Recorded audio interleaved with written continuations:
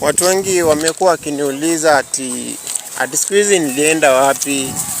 So leo ndo nimekuja kuambia penye nilikuwa nimeenda, ili pia nyinyi mafans zangu muweze kujua nilikuwa nimeenda wapi.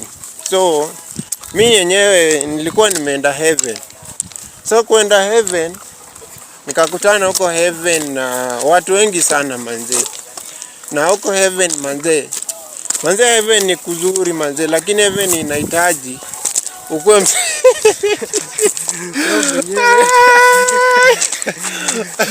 mimi mwenyewe alikuja akanipata. Mimi ndo Goliath huko heaven. Ndio, huyu ndo Goliath huko heaven manze. Heaven mimi ndo kusema. Huyu ndo Goliath huko sasa. Kama ulikuwa unaniweza duniani.